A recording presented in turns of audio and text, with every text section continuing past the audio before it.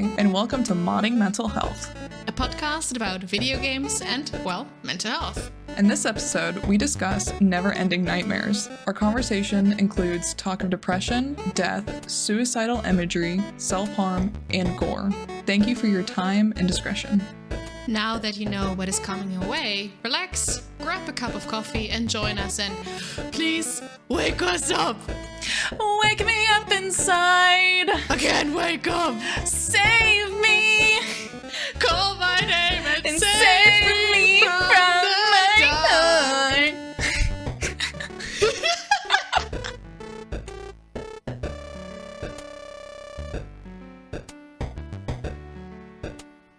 Hello and welcome to another episode of Modding Mental Health with your lovely hosts, Kat. Hi.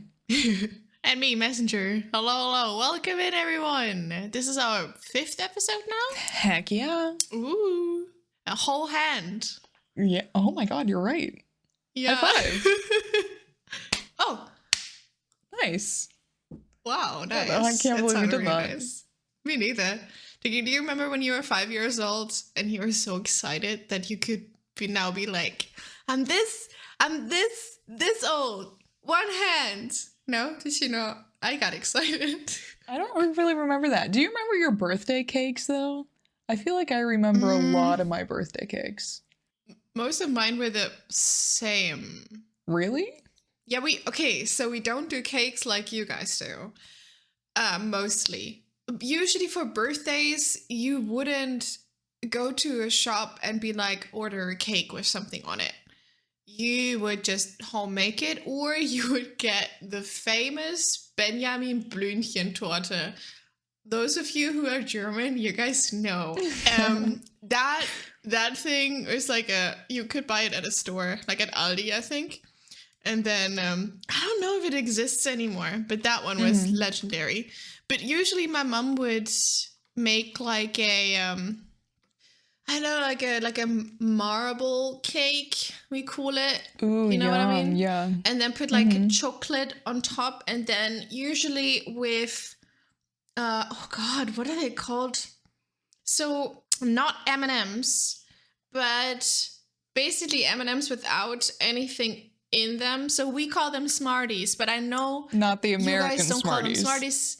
Understood. Yes, exactly. So the ones that are in this package, God, I'm gonna have to send you so many pictures. So they're like hollow chocolate, essentially. It's just like a chocolate shell. It's not hollow. It's like full chocolate with like a glaze over it in different colors. So the same kind of glaze that you would have on M&Ms, basically. And then she would usually spell my name out and then write the number of years I would be. That's kind of like being older. That's how our cakes are now. Definitely, they become more homemade. However, I think I was 3. I want to say I was 3 because I was obsessed with Blue's Clues, and this has to be one of the earliest memories I have, because I remember that cake like it was yesterday. I remember the paw print because for 3 it had the symbol of Blue's paw print. And then for anybody who watches, is it DreamWorks? Which one? No, yeah, DreamWorks with Spirit the stallion. Yeah, that's a DreamWorks the horse. one. Oh, Spirit. Yeah, DreamWorks. Okay. I always confuse Pixar and DreamWorks sometimes. I had a Spirit cake with little it was rain and Spirit toppers, and the cake was just like a sheet cake, but it was made to look like a terrain. So it was like there was water and grass, and it was so cool. Wow. I need to find photos of it, but it was the coolest cake I've ever had. Now I usually get cheesecake. I send you the pictures of the things. Oh, okay, interesting.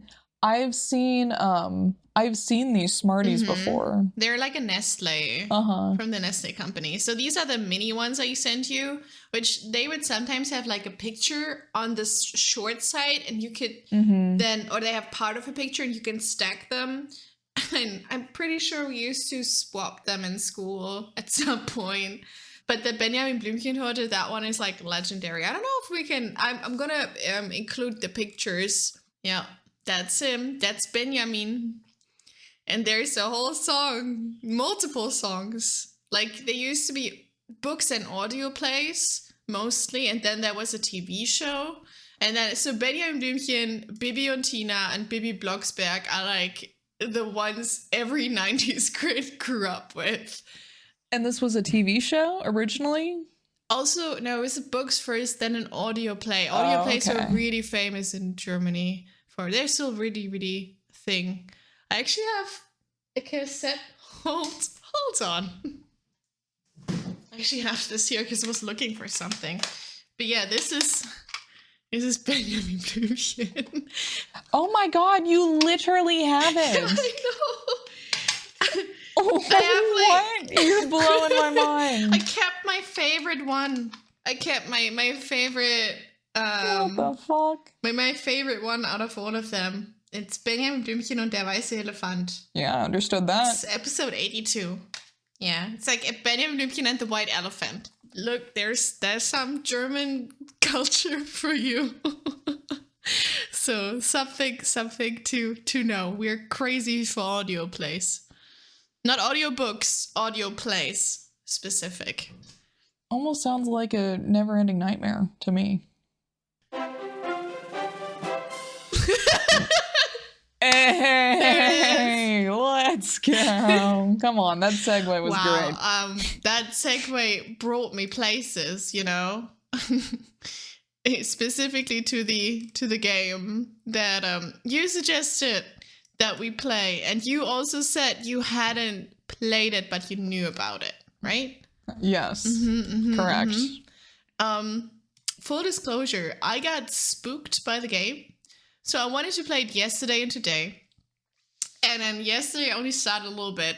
And then today I was like, all right, I set time aside. I'm going to play it now.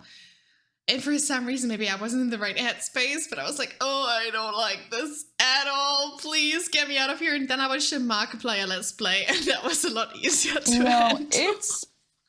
It's very intense. I don't know. Intense is the best word that I can think of. It's the art style is very it kind of reminds me of like sketch paper, like pencil. It's like mostly black and white 2D drawings with some color elements, mostly blood. That is right. The first thing when I played through it the second time was the art style made me feel like I had pins and needles in my feet. Does that make sense? It had the art style had the feeling of a limb that had fallen asleep, and you can feel the static inside of you. Oh, I know what you mean. Yeah. I just mostly think of like sketches, comic sketches. I don't know, for some reason, the first thing I thought of was Diary of a Wimpy Kid. It's good, not because of the thing that happens, but because of the sketches. I don't know why. It's very simplistic, right? So you have the main character, Thomas, and Thomas is going through it. Thomas is waking up in his PJs in his house, presumably, and then Thomas keeps waking up whenever something awful happens, but he's still in a nightmare, and he's like deeper and deeper in it. And then there's 3 endings. I think something that's consistent is you always have this dead girl or a dead woman following you or somewhere in there, and either she's Thomas' sister or she's Thomas' wife or Thomas' daughter, right? Or psychologist. Oh, psychologist too. So she puts in different roles, but mostly Thomas associates her with his sister, I think. At the beginning, yes. So that's what you're presumed to believe. Yes. Thomas, in his first nightmare, it gets very confusing, by the way, because it's dreams within inside dreams, and then they're all consistent within each other, which tells you that the dreams are somehow, or the nightmares per se, the nightmares are somehow connected to each other. So it's honestly, the name is very correct, as it's never ending, because there are layers upon layers of things that happen. So you are first led to believe that Thomas had dreamt about stabbing his little sister and she died. And then you wake up from that. And then you go and explore your manor, and then you eventually are let outside to find, her name's Gabby, to find Gabby's headstone. Yes. And then you have kind of a mental breakdown, and then you wake up from that. So essentially, after every time Thomas has a mental breakdown, you wake up again. Yeah, or if he's killed in these dreams, because there are monsters in there. Caught or killed. Like, you can fall from heights, or you can get caught by, like, monsters. And I think it's the monster aspect that mostly took me out of it. I think I don't do well with monsters, and especially the notion of being chased is really bad for me in games. Like, that's why I stopped playing Outlast, for instance. And I mean, this game even has lots of overlaps with that, because we are in an asylum at some point. Yeah. And there's these, like, really weird enemies. Oh, I don't do well with asylums. It freaks me out. I don't do well with it. Not at all. They're so freaky to me. And so I think that's why I myself had to stop playing it, and then just, everything is a lot easier when you watch, like, I don't know how old he was at that point, maybe 25-year-old man scream at his PC in like 10-minute intervals, because that was like old Markiplier, and it was like 50 minutes length tops. It was really fun. So that was a lot easier for me to understand. For sure. I think the audio was very, very freaky, and that one also influenced me a lot. Like, the audio editing was well done, definitely. But I got too spooked. I don't know. I think it's more of like, each time he wakes up, he's stuck in this never-ending loophole, and each time he sets out to achieve something better, ultimately more hell breaks loose. I guess, have you ever felt like that? Like, every time you sought out, like, you thought you understood a situation or a problem, and you sought out to tackle that, and it turns out you actually had no idea how to tackle that at all. You suddenly find yourself, like, you think you have the solution for one thing, and then you find yourself that, yes, you may have had the solution for one thing, but you're, like, in a bigger thing. There's more to it. Yeah, like, you just keep uncovering something more. Oh, yes, for sure. So, like, maybe in a nice way, I feel like that's a lot of, like, a training effect. So if you look at it too to the abstract, I literally ran into yesterday. I played Overwatch with my brother, and I think I said to him, like, this game was a lot, because he started teaching me things, and I was like, this game was a lot easier when I didn't think about all the things that I should do to play well, and I feel like I'm getting worse now, because I feel like at the very start I just figured out some mechanics, and now I'm thinking about all this, and I'm trying to, like, take everything into account, and I'm getting worse. So if you take it, like, super extra like that, that's maybe how I felt with that. Hearing that as an Overwatch player is, well, I could think you could also dub that as, are you actually worse from when you started, or do you just understand more, right? So you have an understanding of what you're doing wrong when you originally thought, oh, this works for me, so I'm going to keep doing it this way, even though it's the wrong way, correct? Because I've definitely had moments of that where I'm doing something incorrectly, but it's still working. Is it not the correct way? And you could be doing it in a much easier way, but no one's, like, showed me that. No, for sure. Totally. But I also think sometimes you start off doing something, and then you just initially get worse, and it's part of the training effect.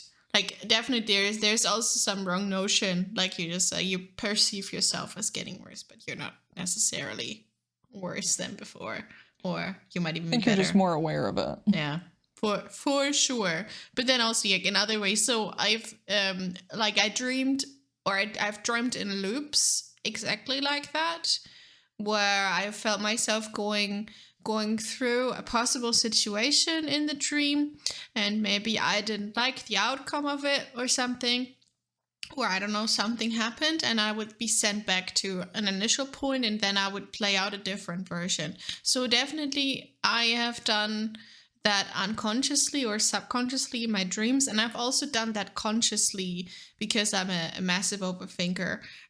So like maybe like a conversation. I think lots of us do that when we're like, we know we have like a specific conversation coming up.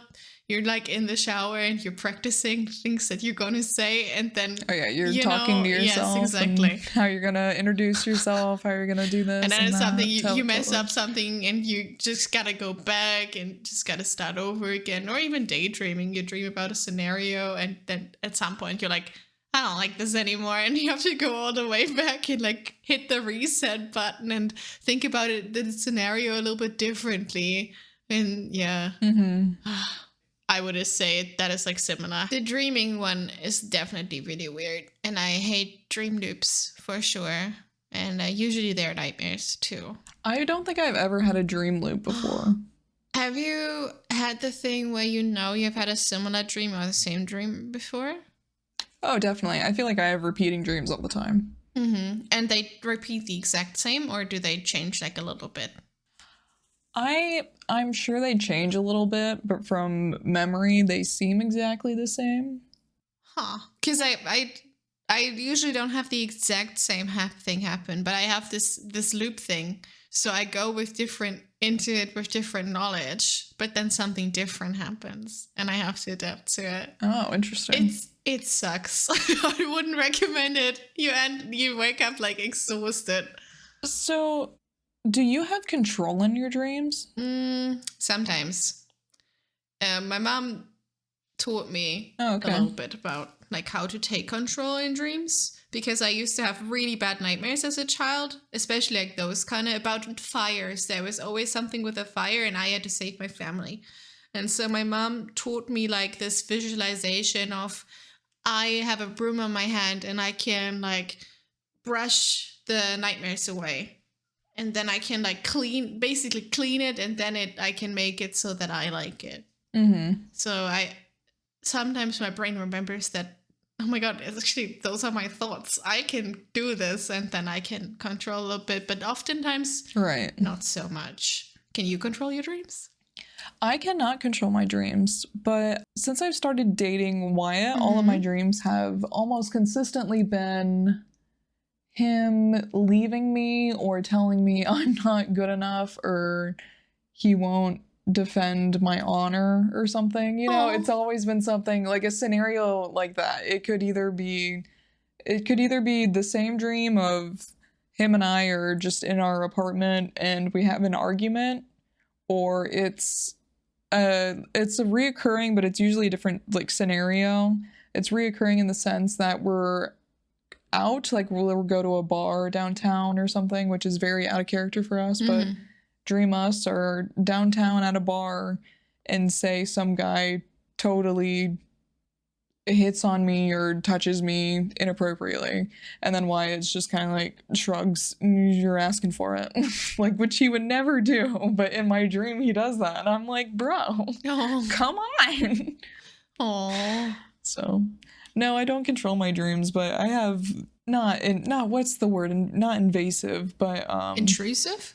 Yeah, intrusive. Like I have intrusive thought dreams a lot, anxiety dreams of things that I know are not true, but more of just the what if, which I think it's funny you say that, because you know how you practice a conversation with someone.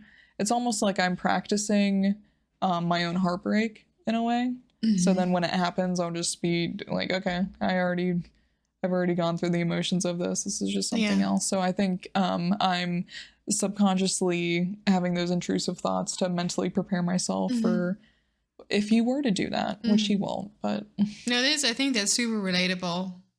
No, I do the same thing. I also go through like really horrible scenarios. I'm not going to mention everything here, but definitely like, what if XY would die? How would I handle it? Oh, for sure. You know, if I actually practiced my own getting fired before I got fired. Oh, really?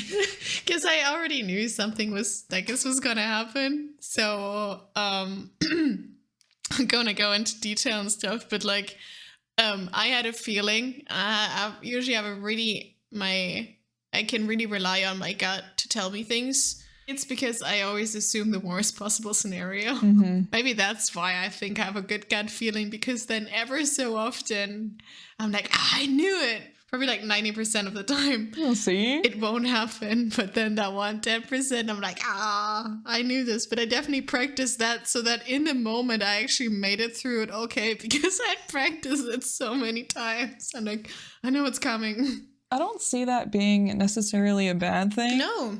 It's a defense mechanism from our brains. I think that's super smart. And I think that's something very, like, pre-society human. I think that's something that we have done for, like, thousands of years. Right. I just think there's a difference between people who are stuck daydreaming and those who use it to prepare themselves, you know? Mm-hmm. Or the people who allow themselves to convince themselves what they're thinking is true when it's not. Yeah. Which can become dangerous. Mm-hmm, mm-hmm, Kind of like in this game where each time Thomas woke up from something more horrid, you never actually knew if you were awake yet. Yes. If the reality you are in is correct, because the first time Thomas kills his little sister, so it's him, Gabby is his little sister. And then you go through a few more times, and then suddenly she's his psychologist, right? Yes. We wake up in the asylum on a very typical bench, you know, the one you see like in like Freud comics and stuff. And then he asks her like, "Wait, what are you doing here?" And she's like, "What do you mean? I'm your psychiatrist. Please leave," or something like that. Mm-hmm.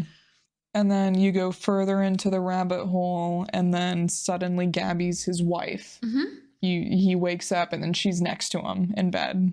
Yeah, and even he is very surprised because he is like, "Why am I in bed with my own sister?" Yeah, and then you get out of bed, and I think you go explore, and then you eventually find within the same house, you eventually find Gabby again, but it's the little sister form, and she's dead.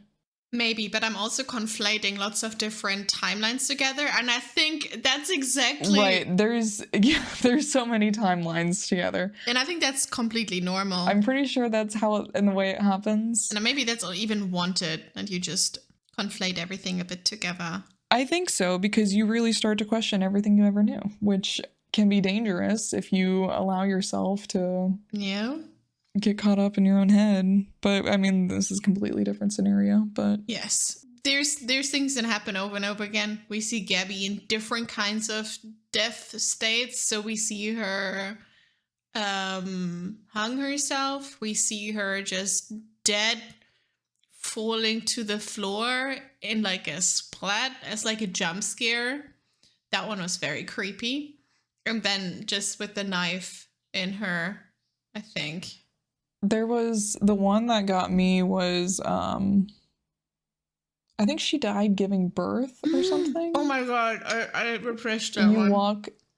It's Thomas is walking through, it's like it's almost a slideshow, but you're walking and the lights go off, everything's black, and then they flash for a second and you see a death of Gabby, and then you keep walking, it goes black again, and then the lights come back on, and then you see another version of her dead. It's very violent. Yes. I think the one, she's in a gynecologist chair and has like a cloth draped over her, like a sheet, and then you can see there's just blood everywhere, and mostly like, you know, coming from her vagina. She bled out. And it's that one, I think I saw that and I was like, no, my brain is not gonna think about that right now, because that is something that like scares the ever-loving shit out of me. And I also like, it gives me, I don't know, does any of us like going to the gynecologist? Like, I don't think so. I hate it profusely, but you have to do it. And so even that is just like but once you get through all of that trauma, there's 3 endings, correct? The ending I got, I believe, is that you find out that Thomas and Gabby were married and they had lost their child. Which is why Thomas is having these intense flashbacks and dreams, or it's because of his PTSD. And then you find out he also has an alcohol addiction. Yes. So when you come to this scene, you find out that his wife is leaving him because she can't deal with the trauma of losing their child, and then soon to be, I guess, going through the process of mentally losing her husband to alcohol and just mental disease, essentially. You're watching Thomas sink into his own sanity. Yes, that one is called The Final Descent. So they actually have some names. Yeah. I've looked up. The Final Descent. There you go. So because you Final go, Descent at the very end, you go through like down like also a staircase. So it's a double meaning. And that's why I said it's almost like you're peeling away all the layers, because you're seeing how the whole map is essentially connected. It's really trippy. It's unsettling almost. At this point I would say maybe he is daydreaming. He's in this never-ending nightmare. I would assume he's constantly thinking about it 24/7. It doesn't matter where he is. He's stuck in his own head, reliving all these scenarios and making his mental health worse, because instead of facing the reality that his daughter's gone, he just essentially keeps reliving it. Yeah. Which is incredibly painful. Which unfortunately happens to a lot of people. Yeah. I would go as far to say that was me to an extent in 2021, and I have really gotten out of that. But I would say I was stuck in my own head for a hot second, for a few months. And I'm happy I got out of that, and then I started therapy, and everything's been good for the most part. But it's just unfortunate that stuff like that happens to real people, and the outcome isn't always as great. Yeah. It's a very real scenario. No, for sure. So the next possible ending is the Broken Dreams ending, where you've learned... Did you get this one? Well, Markiplier did. We'll say you did. So I did get that one. It's just free promo for Mark. He better pay us at some point. We love him. Hey, I do love him. Subscribe to his OnlyFans. He does have an OnlyFans. Markiplier has an an OnlyFans. Go sub to it. It's actually for a good cause. For charity. He's gonna donate it. Yeah. Pretty cool, actually. I actually listened to his podcast literally 20 minutes ago before we started recording. I don't want to say I was never a fan. I respect him. I just never really seen his content. I never got into it. I binge watched a lot of it. But yeah, so that's the ending that I saw. And the ending basically happens, so you see Thomas... there's lots of body horror imagery anyways in this whole thing. So if you don't like body horror, don't watch this at all. Don't play it. Or flashing. I feel like there's a lot of flashing too. Which might warrant a flash warning. Yes, it's mostly in black and white, but then when it comes to things that you're meant to interact with or pay attention to, those are in color. Yes. So a lot of good imagery for the most part. It's just intense. It is very intense. So with the Broken Dreams, you see, I don't know, it looked as if you're pulling open your, underarm, and then you take something out of it, and there's just lots of blood and stuff, and then... Oof, I can't handle that. That's I'm glad I did not get that ending. And I can't do shit like that. No, I saw it for a second. I was like, no, please. Okay, we're through it. And then you see him in a hospital bed with his lower underarms bandaged, in bloody bandages, which I also why do they have to be bloody? But all right. And then supposedly he was in a coma, and you see Gabby, doesn't say if it's wife Gabby or sister Gabby, just adult Gabby, sitting next to him and call for him to wake up, and then he wakes up. So it's implied that he was in a coma after self-harming possibly trying to commit suicide. So that was it sounds like the it. broken dreams ending. That the way you describe that reminds me of 13 Reasons Why. I never.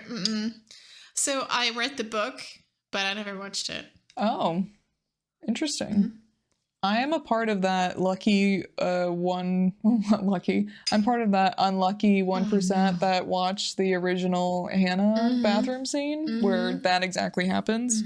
So I think, I am, especially with my history of self-harm, things like that are, which is funny because in high school I could totally stomach that. And this is why I say high school me could beat up me now.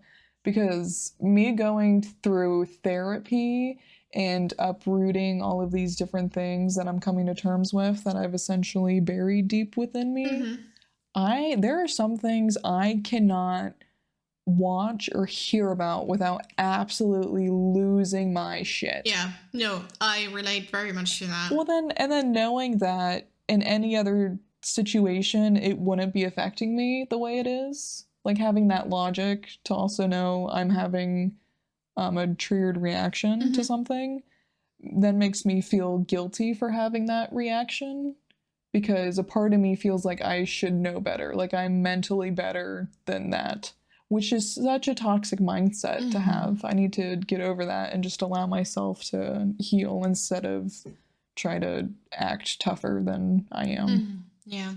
It's just compassion with ourselves.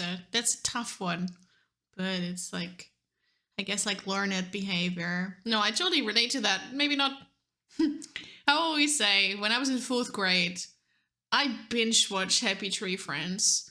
I cannot. Oh, that is a cartoon I have not heard in a long time. You just blew my mind right now. So I watched that when I was forgot that existed. Primary school me watched that a lot. Like I don't know, like 2nd, 3rd, 4th grade. Like I watched that so much. And I thought I was like really tough for watching it. I can't watch it anymore. I looked into it's one too of much. I can't see it. It's like I get like a bodily reaction to anything that is happening.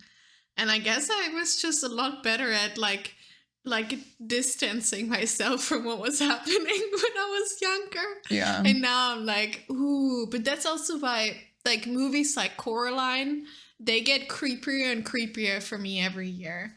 The girl who is supposed to sew buttons into her eyes in the Other Mother universe and so on. So these things just get creepier and creepier to me every year.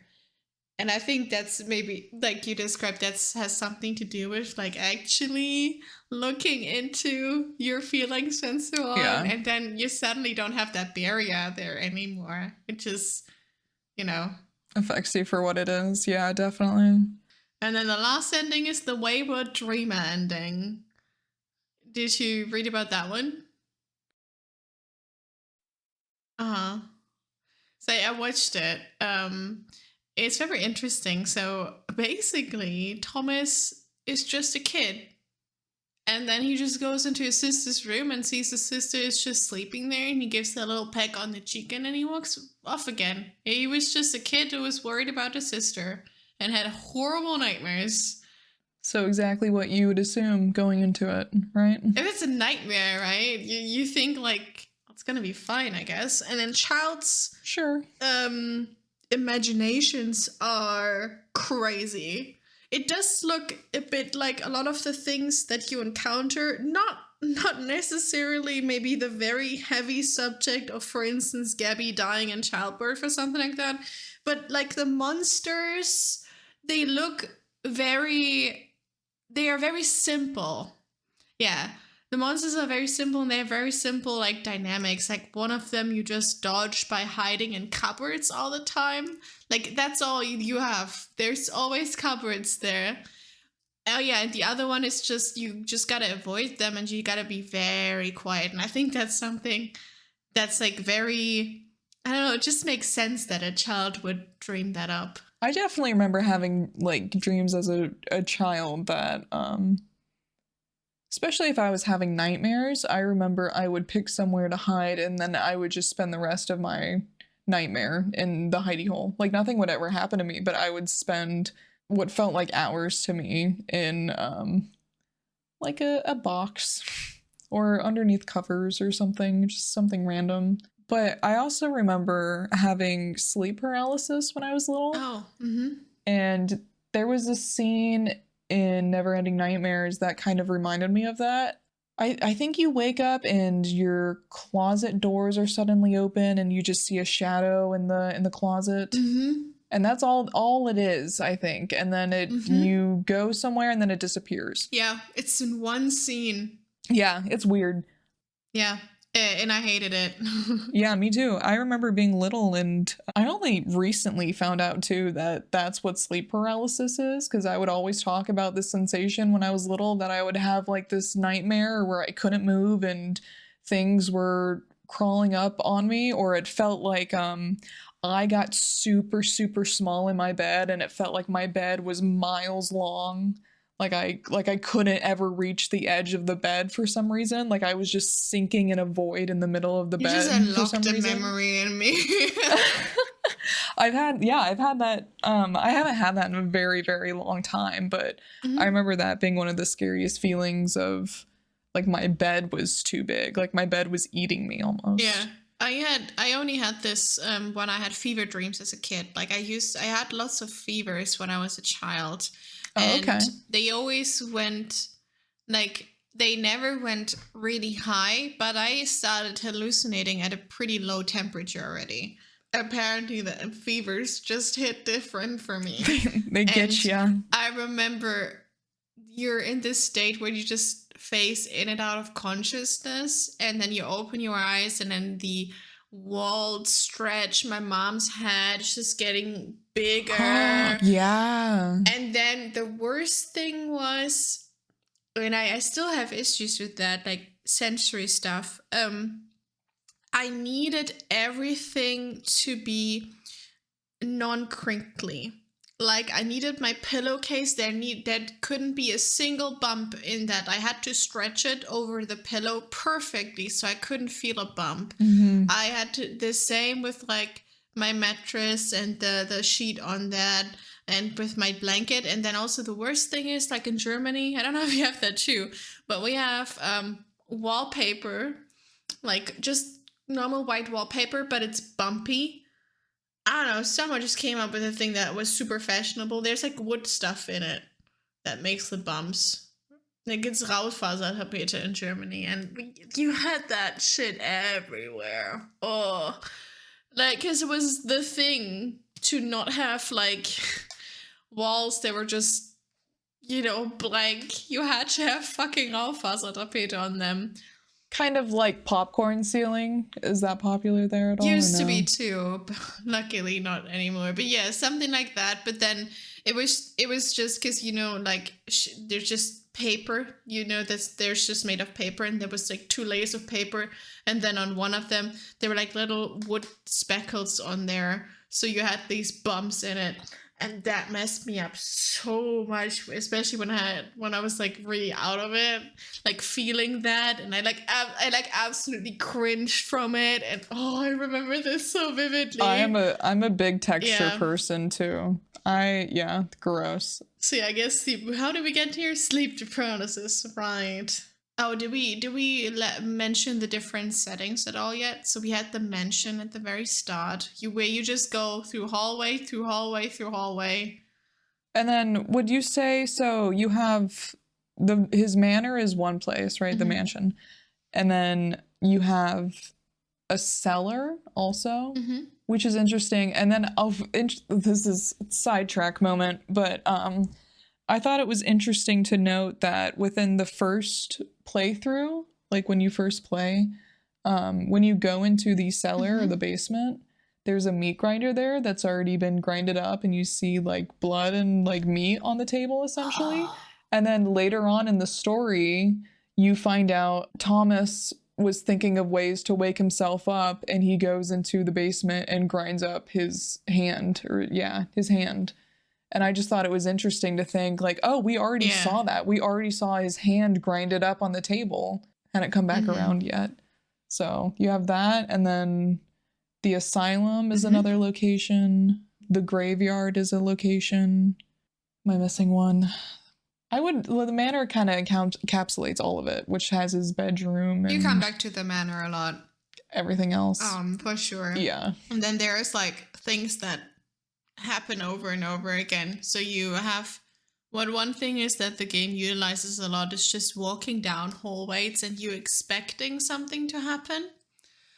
There are some jump scares that are like you see something fly by a window, or you suddenly have Gabby's body falling in front of you, or then also in the asylum at some point evil Thomas is chasing you. So there's this evil Thomas and he has like this super weird grin and he has like a hatchet in his hand and he's chasing you. That one was something I really didn't like because... Isn't it a bloody axe? And is it an axe? It could have been an axe. I think it's a bloody axe, and then you wake up and then the bloody axe is right next to you. Oh, right. Yeah. It's interesting. It's trippy. It's very scary. So there's lots of like, you're expecting something is going to happen now, and then there's often just a jump scare then.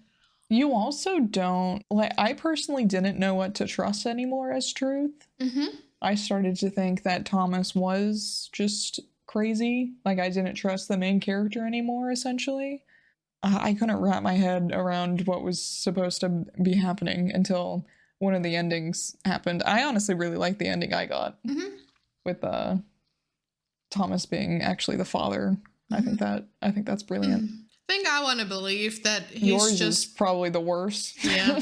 Well, he wakes up, but it's bad if that imagery is triggering to you. I like the one where he just wakes up and everything is fine and he kisses his sister on the cheek and then he walks back to his own bedroom. I thought that was going to be the ending. I didn't know there were multiple endings. Me neither. So I originally thought that was going to happen and it was just going to be a fun little story. No. I was wrong. Fun is an interesting word. Can we have that sound bit of you were wrong? Yes. I don't know. We're gonna include it here at some point. Did you wash the dishes? I thought you wanted to do that. You were wrong. I'm actually on a website that goes through tropes. And I thought that's really interesting because, actually, if we go through the Wikipedia article and just this website, it is stated that this game was inspired by creator Matt Gilgenbach's experience with obsessive compulsive disorder and depression, which were exacerbated by the final failure in his previous game, Retro/Gate. So I knew that this game had something to do, that there's probably going to be something in there with like depression or something like that.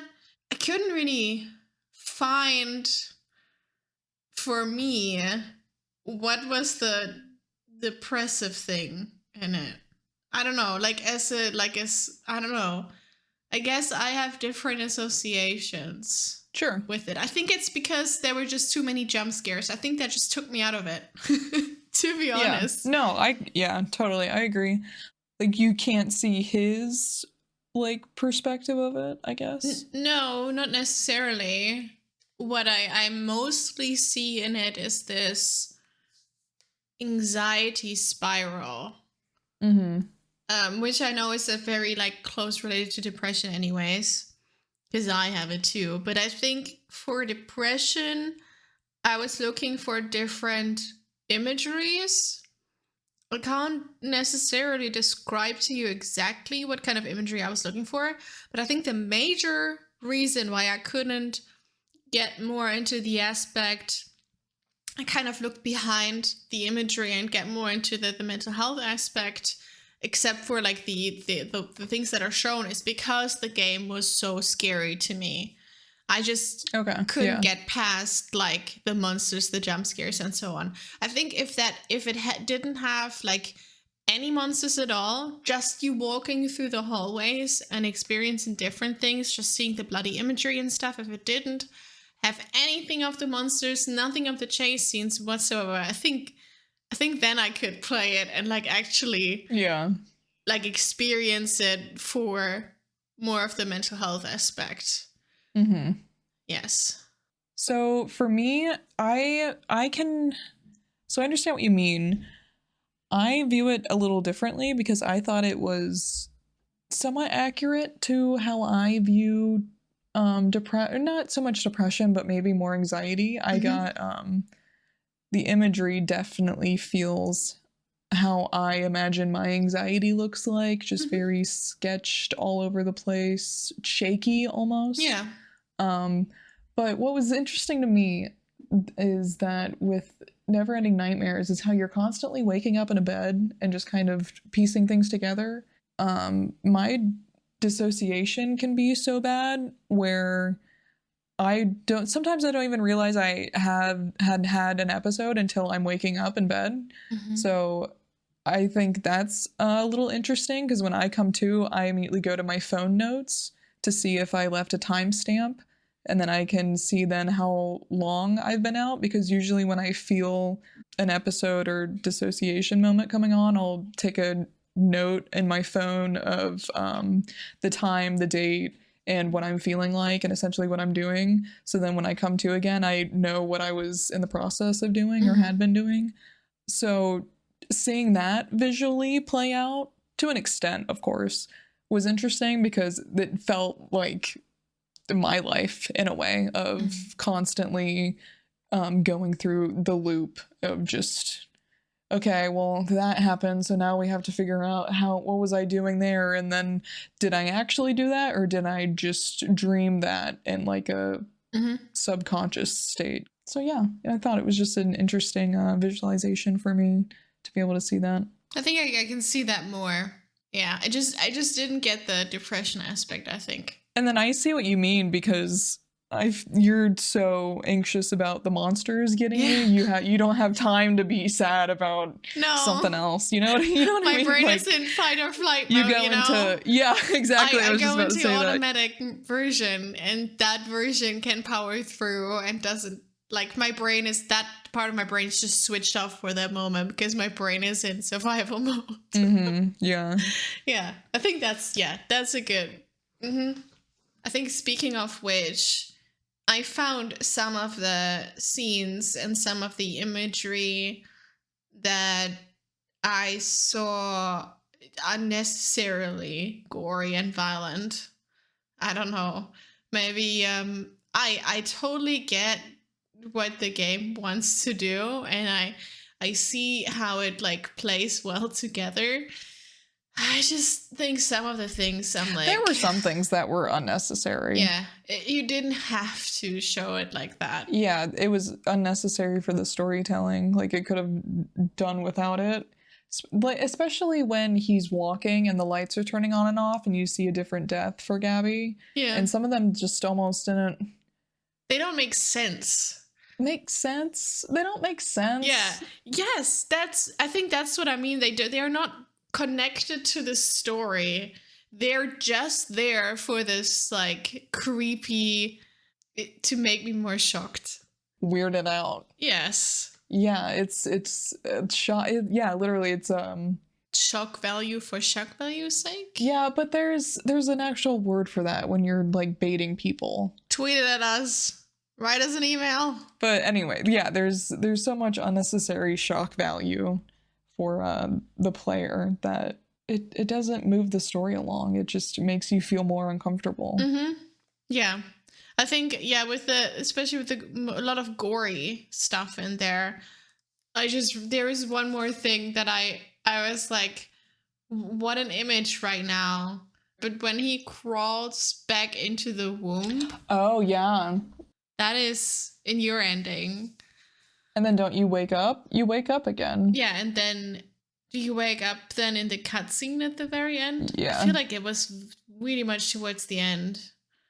So that took me out of it a little bit. So he literally, like adult Thomas, crawls into the space that looks like a womb and curls into like a fetal position, and then wakes up in the ending where he supposedly lost his daughter. And I thought that was I don't know, it was a very powerful image of like literally crawling back into the womb where it was like safe and nothing could hurt you, and you didn't have to deal with anything because you're like a little fetus and you didn't have brain thoughts yet. I think maybe because with that ending, like Thomas is an alcoholic, so if any, like it's, I almost wonder if the visualization is him, he's actually crawling on the floor or trying to curl up somewhere, I don't know, before Gabby leaves. Yeah, like crawling into the fetal position. Yeah, literally like making yourself very small and hard to get hit, basically. So like a protective shell around you. Which is interesting that he goes into that protective shell when at least within the first part, you're kind of reminded that you're Gabby's protector, and you always promised that you would protect Gabby, you know? And then towards that end, he needed something to protect him. Yeah, that's very interesting to think about. I stand by the thing, though, that some of the stuff was unnecessary. Too much. Get it out of here. Too much. Wasn't needed, and in the end maybe even hindered if the message was that it was partly it was about, like, I can definitely see the OCD part because you gotta go through these rituals to make something happen. And it's very like samesies, and if you do something not the way that you're supposed to do it, then you get sent back, maybe. So I can definitely see that. But then yeah, the depression part, not so much, and definitely part of that was like the scares and some. Do you have anything else you would like to discuss, or do you want to move towards the ratings? No, pretty much it. Other than sorry. No, you don't have to be sorry. Listen, I looked at the game before on Steam, and I thought like I could totally do it, and I'm so glad that I looked into it, because that's like a game that I would never for myself pick up, you know? So I'm really glad like I looked into it that way. How are the characters, I think in that way, basically Thomas with mental health disorders portrayed? Well, did we ever touch upon the fact that he is kind of as portrayed having asthma, potentially? Because he has a very short... Really? Well, I don't know. He can only run like a very short amount, and then he has like a lot of like, there's lots of wheezing happening, and like I know how I sound in the summer. So do you have asthma? That's relatable. Yeah, I have asthma. Oh, like it's like allergic triggered asthma. Interesting. My sister has asthma too. I do not have asthma. That's cool. Do you want to switch? I mean, if you want my issues, sure, by all means. That's right. You know what? I'm good with my own issues. But yeah, so he's very vulnerable. He's barefoot in his pajamas too. So he steps in glass multiple times. That really icked me out as well. He's definitely like physically he's very vulnerable. Because the game is intentionally written to be about or be inspired by the creators' OCD and depression. I feel like there's definitely like lots of self stuff flowed into this, and I think that's very intentional that the main character is so vulnerable, and I think that makes a lot of sense to me. Agreed. Do you think his like actions make... I don't even know if we can talk about a lot of the portrayal, because you don't really know anything. You don't know what's true. It's all just a nightmare, but it doesn't like demonize him for sure. I wouldn't say it demonizes necessarily anybody. It's just shown, basically. Yeah, because there's so many different layers that so many different things happens that you don't really know who to trust. You don't know who's a good person or a bad person. Mm-hmm. How does it stereotype? For stereotypization, I guess the imagery of like slashed wrists, underarms is very stereotypical to self-harm and dying by suicide. Mm-hmm. I would say. I think that's like one of the first imageries that you might come across. Think about that. Not as necessarily to say that is not a thing like that, because that's a very real thing. I just think that this, it's just it's the most common thing we see in media. Oh, that's exactly how I was gonna say it. Like, for me personally, if we're gonna talk about self-harm, like a lot of media self-harm I mostly see is just like things that you can easily see. You know, I feel like in media it's portrayed as like I don't even know. It's not like the character wants you to see it, but it's just so you have to show it, stereotypically placed because it's a visual medium that it's going to show. Yes. Yeah, exactly. But you have to kind of. That almost never happens in real life. I feel you never really see someone's shit unless it's really, really bad or, you know, other scenario happen. But other than that, I feel like it's very rare. Yeah, or the person trusts you enough to that too, share that with you. So in terms of like video game tropes, so as in like stereotypes, there's like oodles and oodles of tropes in here. Like you have the abandoned hospital, or even I think it's even hinted to be like an abandoned mental institution that is like very stereotypically late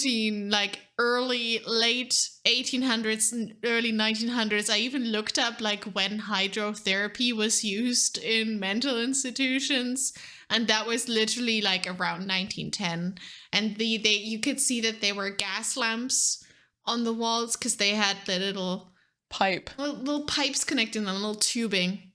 Okay, yeah. So that's where you could see that like gas lamps and stuff. So that was like it's rooting it in a very stereotypical, like if someone tells you think of a mental institution, most of the time the first thing that you think of, because it's so portrayed in media, like for instance in American Horror Story and stuff, it's like that kind of building, like Outlast. Yeah, I immediately think of like Batman Asylum, you know, where all the crazy superheroes or the supervillains are. And that's a very like mid 20th century, early 20th century thing, yeah.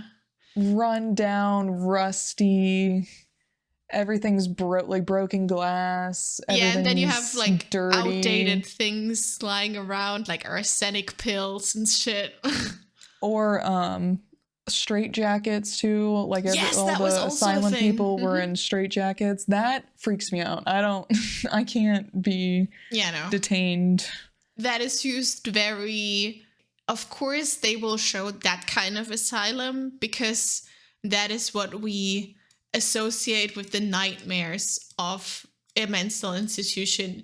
If you've ever been to like a hospital, like a psychiatric clinic, that's not what it looks like. You know, it's just a hospital. Or like if you just go like I did to a day clinic, literally it's very nice. You probably live next to one, to be honest. Because it's just really nice. So I guess it was a consciously used stereotype because that's the nightmare aspect of it. Mm-hmm. But nevertheless, that's definitely a stereotype, and that is like perpetuated. I would say it's stereotypes completely. It's like perpetuated that mental clinics I don't know. It's like this perpetuating thing that you can see in media, which I don't know, like as much. And I think that turns people off to getting mental help too. Yes, for sure. Especially, I mean now it's kind of, the stigma's still there, but I think we've gotten better about it. When you say you're mentally ill, mm-hmm. I remember being younger, the first thought was, oh, no, don't talk to that person. They're bad. Yeah. Like they're not, like that's what I thought when I was younger. Mm-hmm. I'll be honest. So I think that is like a perpetuated stereotype the game consciously uses, so I would deduct points. Matt Gilgenbach, are you listening? I'm deducting points for that one. So yeah, and that's definitely a stereotype thing together with like mental illness and mental health. I'll ask you, how much does it trigger? A lot. Scale of 1 to 10? Like if I don't know, like a solid, I'll give it like a 9. Oh. I still think there's like worse things that could happen. Cause is there actually? I don't know. I always think hyper realistic stuff is worse. Mm-hmm. But then again, this was already pretty bad. So I do not recommend playing this game if you are sensitive about the topics of self-harm, dying by suicide, being in a mental institution, being chased by things, having like a fear of that, body horror, gore. If you get triggered by that, absolutely do not play it. And then all the different kinds of deaths that you can encounter. And I think that's a pretty big list. There's even one part that's like very, what is it called again? Tryptophobic. Mm-hmm. And like there's little holes in an animal and it's disgusting. You don't have to see it, but if you click on it, it's like, you will see it. I would say, I think this game is or it can be very triggering if you're not prepared. I feel like if you want to play it, definitely look through a list of triggers, trigger warnings, content warnings, because I mean, I totally get that they are in there because that is literally what the game is about. I just would warrant some caution. How about you? What do you say to that? I mean, would rate it higher personally because that stuff just like I say 13 out of 10, honestly. No, right. Just because it's fair enough. Just because it's so, how it's presented is so intense and random that I, as someone who is normally very mentally prepared for things, I wasn't mentally prepared for the amount of whiplash I was getting through. Mm-hmm. I mean, it makes sense because it's a never-ending fucking nightmare, but just like the amount of just different scenarios happening right after one another where you can't even coherently keep track of what happened the last time you woke up and what's currently happening now. You know, it's rough. Yeah, no, for sure.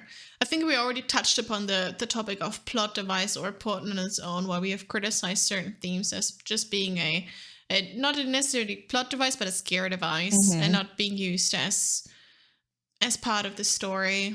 Yeah, to go back to Recruit to the Trigger, what you just said in like, I think, I don't know how you worded that.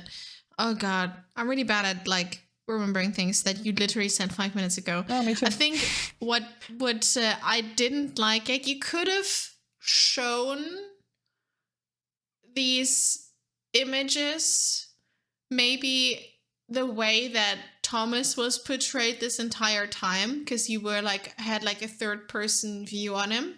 But all of those things, it's a first person all view. of those things were first person. So you switched camera and you literally, you couldn't look away. It was like when you saw the underarm being opened, it was just that on the screen in really big. And I think that's something that I don't like. I think the game is good. And that's why I say that. It's a plot device, because you don't necessarily need to have that to understand what's happening or to understand how horrible that is. You know, it could have been done in a different way. Yeah. Also, like, why do you wake up in a hospital with bloody bandages? Like, you don't. That's why you know? Yeah. Especially when you were in a coma. Like, at that point, like, if you actually then wake up in bloody bandages, maybe you should change hospital. Yeah, like, who has been manipulating your body, dude? Are they not changing your bandages? They're just dripping like little sauce on there, being like, oh, when he wakes up, he's going to see this.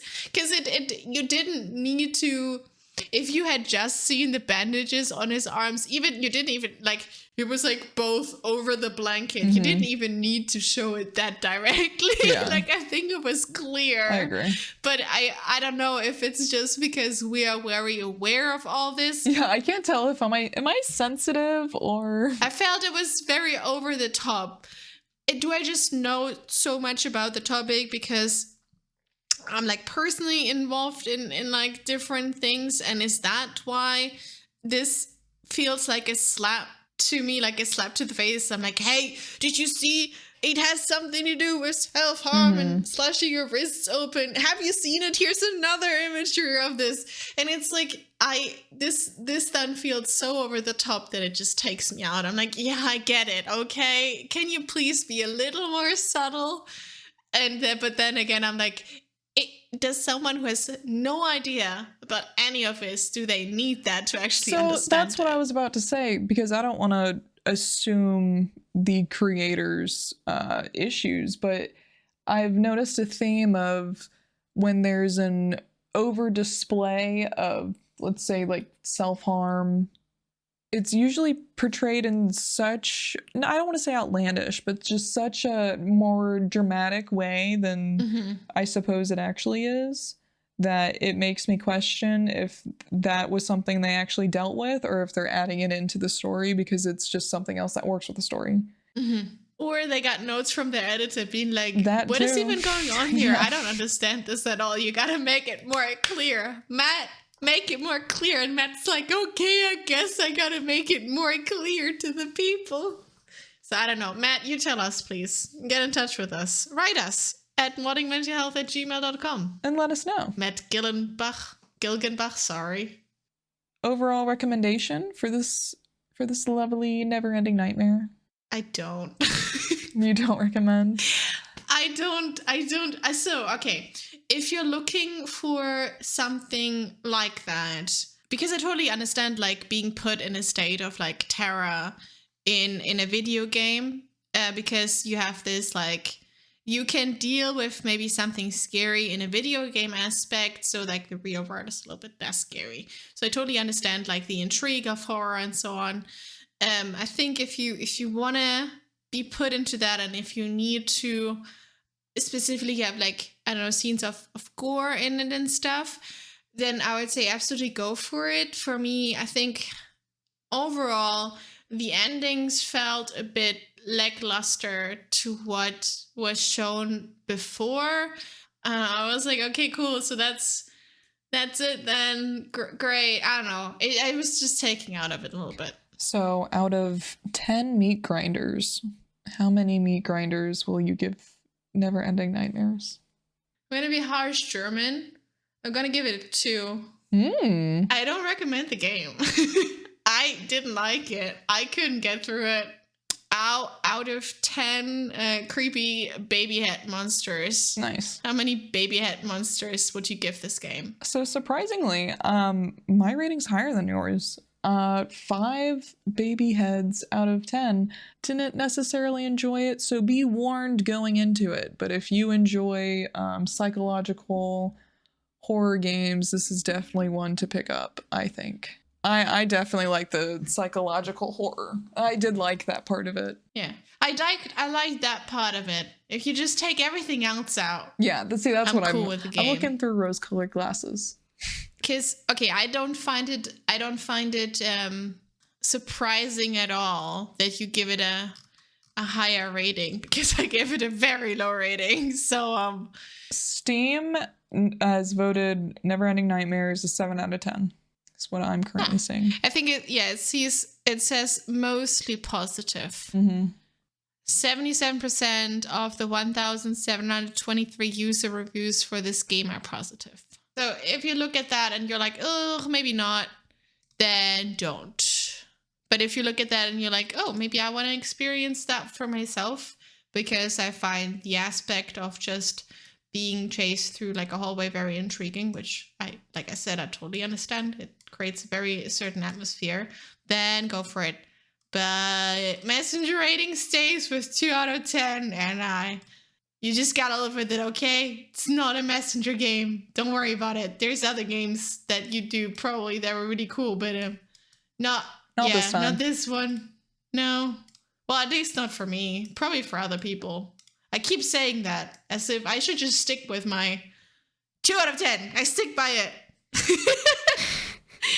I'm proud of it. I'm not, but I'm proud of it. You know. That's what we gotta talk about it, baby. Heck and yeah. we gotta make the podcast. We're the voice of the people. Because the world doesn't have enough opinions already. You add ours. And We with will that- feel important, damn it. Oh, yes. By lots of people. Thank you so much to everyone who's been telling us that they love the podcast and that they listen to it. A special thank you to TDC McFly on Twitch For the made fan us art. 2 beautiful pieces So of fan heckin' art. cute. I only posted one yet because I only saw the second one shortly after I saw the first one, and I'm like, what? Did you see the Tomb Raider one? Because that one was so cool. I'm gonna post it later. It's so cool. We're in our respected Tomb Raider fits. Oh, it's from our so favorites. lovely. Yeah, thank you so much. It is lovely. If anyone else wants to make us things, we love you. Please. That made my day. I when love saw getting that. things. Oh, it was so cool. And then all of you lovely people who keep telling us that they love the podcast and are listening to us. Or just sharing it. We really appreciate it. You don't need to, you know what? If you're like, oh, this might be like very triggering, even though I think we try to be more like explanatory maybe about the topics that we talked about. So we're not actively trying to trigger, but I totally understand if there's a topic that you're like, oh, maybe, I don't know. That's why we put them at the start of the episode, so you already are prepared. But yeah, thank you so much, everyone who's being really lovely. You know who you are. You know. And guys, please go check out The Little Messenger on twitch.tv/The Little Messenger. She is amazing. No. We love her. Please. No. Please go check out... Hold on. I was just taking it back. What is she saying? Because I was like, oh, she's so cute. No, okay. Please come check out the lovely cat at twitch.tv/IamCatastrophic. All one word. Really, really wonderful stuffs over there. And then all of the socials. Speaking of socials, we have a Twitter account at moddingmental on Twitter. Tweet at us. All that stuff, and if you want to send us more fan art, we have an email, moddingmentalhealth@gmail.com is the email address. Thank you, everyone. Or if you just want to send us something that you don't like, do us that too. We take criticism. We do. Sometimes, if you're just being mean, I'm just going to delete it, okay? But if you're actually valid. We take constructive criticism. Yes, there we go. I don't take no shit. And then as for next episode, oh yes, we may have a special guest for next episode. I'm so excited. Who's it gonna be? I'm so excited. We don't know. Who's our mystery guest for next episode? So can we say the game though? Yeah. That we're gonna talk about. We're gonna be talking about Night in the Woods. So another night with Mystery Person A. Mystery Person A. I'm so excited. This is So gonna you'll be have awesome. have to tune in next time to meet our first guest. I'm excited too. Our first of many, I hope. Yes. Oh my god. All right. It's been lovely It'll be an again experience. podcasting with you, Kat. Thank you so much for your time and your as well. patience and everything. Yes. And I hope everyone has a good start to 2023. Because we're still in January, so it's still the new year. We got this, guys. We got it. You totally got this. Okay, everyone.